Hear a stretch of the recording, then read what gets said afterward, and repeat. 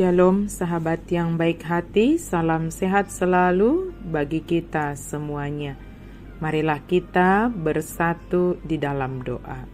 Allah Bapa dalam Yesus Kristus, terima kasih Tuhan untuk segala kebaikan-Mu di dalam hidup kami. Saat ini kami hendak mendengarkan firman-Mu ya Tuhan. Berfirmanlah Engkau ya Allah, sebab kami telah siap untuk mendengarkannya. Amin. Firman Tuhan bagi kita pada hari ini tertulis dalam 1 Korintus 1 ayat 3. Kasih karunia dan damai sejahtera dari Allah Bapa kita dan dari Tuhan Yesus Kristus kiranya menyertai kamu. Asini roha madihamu dohok dame sian debata amata dohok sian Tuhan Yesus Kristusi. Kasih karunia dan damai sejahtera. Paulus selalu mengawali suratnya dengan kata-kata berkat. Paulus tidak mengawali suratnya dengan kecaman.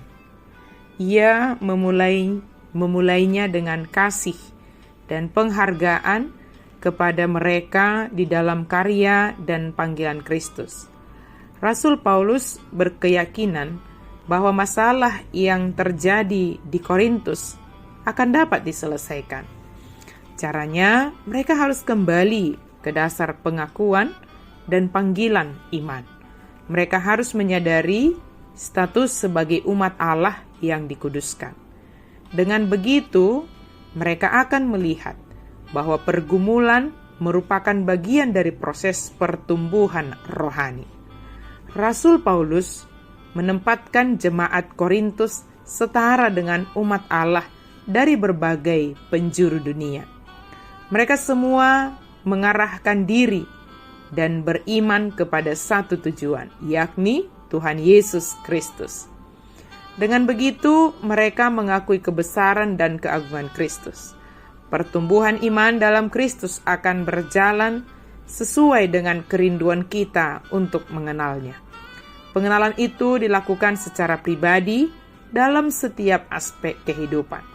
Kita mengenal Allah, mengenal Yesus secara lengkap dan utuh di dalam perjalanan hidup kita hingga saatnya nanti ketika kedatangan Kristus kedua kalinya.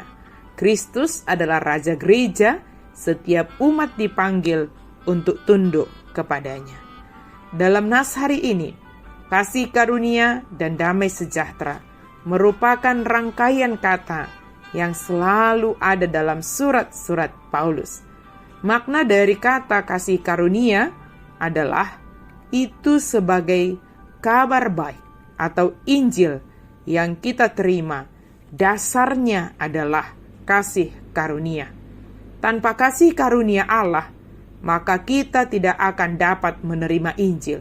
Kita tidak akan dapat menerima kabar baik yang berasal dari Kristus. Kasih karunia itu berasal dari Tuhan dan tidak dapat diusahakan oleh manusia. Bukan karena kebaikan kita, bukan karena kelayakan kita. Hanya karena Allah sendiri bertindak dan memberikan kasih karunia tersebut bagi umat yang dikasihinya. Kasih karunia hanya bisa kita harapkan dan kita percayai, sebab itu berasal dari Allah. Firman Tuhan, Injil, dan bahkan kehadiran Yesus di dunia ini adalah hanya karena kasih karunia yang kemudian menghasilkan damai sejahtera dalam kehidupan kita. Setiap orang yang menerima kasih karunia akan merasakan damai sejahtera. Kasih karunia itulah yang menghasilkan damai sejahtera dalam kehidupan kita.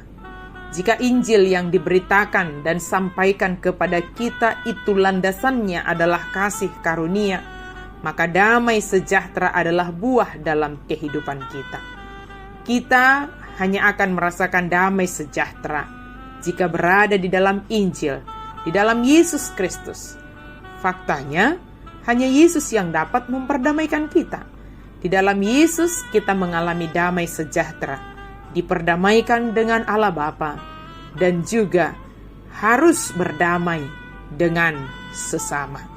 Sahabat yang baik hati, terimalah Injil, terimalah Yesus, sebab itu adalah kasih karunia. Dan biarlah damai sejahtera, yaitu ketentraman, ketenangan, kedamaian, senantiasa ada dalam kehidupan kita, dan kita berharap hingga pada kehidupan kita yang kekal, yang akan sempurna dianugerahkan oleh Yesus Kristus bagi kita. Amin. Mari kita berdoa. Terima kasih Tuhan untuk firman-Mu. Kami percaya kasih karunia-Mu tidak pernah berakhir dalam hidup kami. Engkau setiap hari menganugerahkan kasih karunia-Mu bagi kami, sehingga kami bisa merasakan damai sejahtera di dalam perjalanan hidup kami ini. Apapun keadaan yang kami hadapi, keadaan tidak akan mempengaruhi kasih karunia yang kami terima, dan tidak akan mempengaruhi damai sejahtera yang ada dalam hati kami, pikiran kami, yang Engkau anugerahkan bagi kami. Dalam nama Yesus kami berdoa dan bersyukur. Amin.